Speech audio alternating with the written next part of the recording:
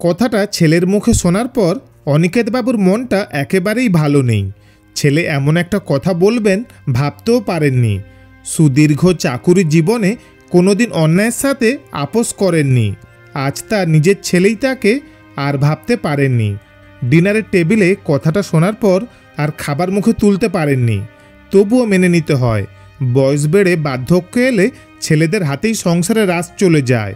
বৃদ্ধ বাবা মায়ের ইচ্ছা অনিচ্ছা আর আবেগের দাম কেই বা কবে দিয়েছে। অনিকেতবাবু অন্যদিনের মতো আজও বাগানে এলেন। প্রত্যেক দিনের রুটিন, সকাল সকাল ছেলে বৌমাদের সাথে লাঞ্চ করে বাগানে আসেন। ঠিক একটু পরে পরেই প্রীতি 3 বছরের নাতিকে কোলে নিয়ে বাগানে আসেন।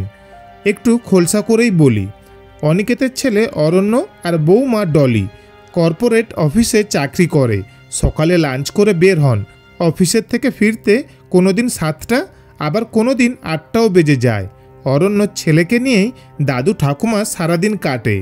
রান্না বান্না ঘরদোর পরিষ্কার পরিচ্ছন্ন করার জন্য একজন আছেন। অনিকেতবাবু রিটায়ার্ড পার্সন।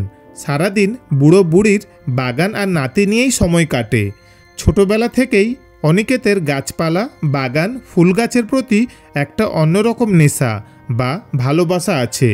এই নেশাটা তাকে আজও মুক্তি দেয়নি বা নিজে মুক্ত হতে চাননি। চাকরি করতে করতেই শহরের একটু বাইরে বা তৎকালীন শহরতলিতে একটা বাড়ি করার জন্য জায়গা কেনেন। ওই যে বললাম নেশা, তাই একটু বেশি জায়গা কেনেন। প্রায় 5 কাঠার মতো প্ল্যান করেই কেনা। 2 কাঠা বাড়ি করেন বছর 15 আগে, আর বাকিটাতে শখের বাগান। আগে বাড়িটা শহরতলিতে থাকলেও এখন শহরের মধ্যেই মনে হবে। বাগানে হরেক রকম ফুল ফল পাতাবাহার গাছে সমৃদ্ধ। বাগানের গাছপালা পরিচর্যা যেন অনিকেতবাবুর ঘর সংসারের নিত্য নৈমিত্তিক কাজের মতোই প্রাসঙ্গিক।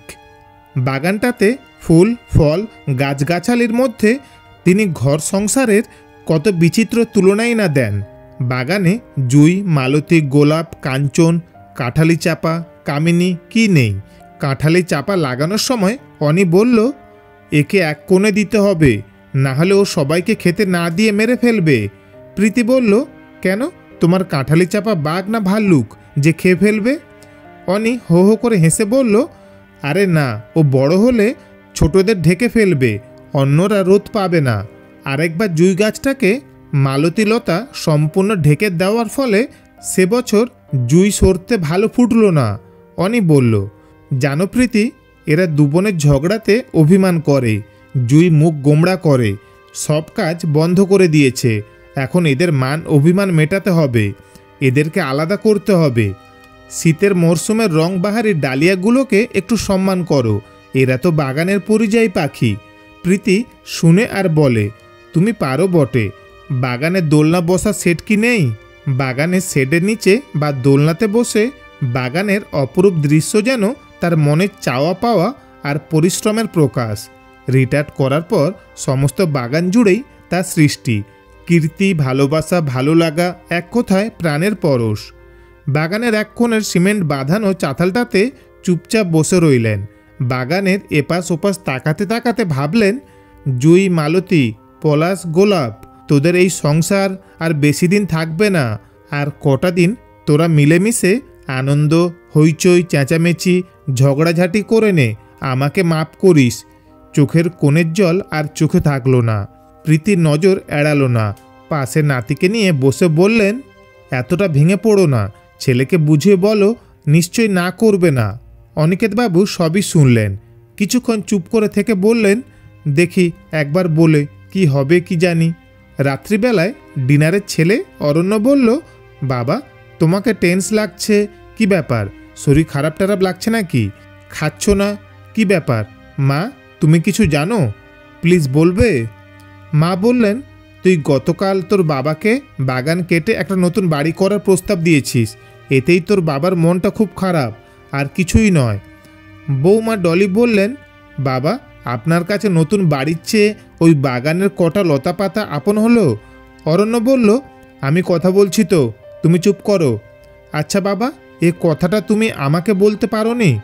বাবা বোধহয় তুমি ভুলে গেছো, আমি যখন সায়েন্স নিয়ে পড়তে চেয়েছিলাম তুমি বলেছিলে, বেটা যা মন চায় তাই কর, আর এজন্যই আমি প্রতিষ্ঠিত। বাবা, আজ আমিও বললাম, বাগান যদি তোমার মন চাই বাগান থাকবে, বাড়ি হবে না। কি খুশি তো? অনিকেতবাবু হাত ধুয়ে সামনের ব্যালকনিতে দাঁড়িয়ে আশ্বাস দিলেন, জুই, গোলাপ, মালতী, তোদের সংসার থাকছে, চিন্তা করিস না। একটা হালকা বাতাসে সবাই মাথা নাড়িয়ে অনিকেতবাবুকে স্বাগত জানালো। জুই আর গোলাপের গন্ধে যেন জানান দিল, আমরা তোমাদেরই পরিবারের লোক, আমাদের আপন করে নাও। অনিকেতবাবু জুই মালতীর সংসারে যেন নিজের আধিপত্য বজায় রাখল। শুনছিলেন আজকের গল্প জুই মালতীর সংসার, কলমে বলরাম নন্দী। ছোট্ট গল্পটি যদি ভালো লাগে লাইক, কমেন্ট ও শেয়ার করবেন। ধন্যবাদ।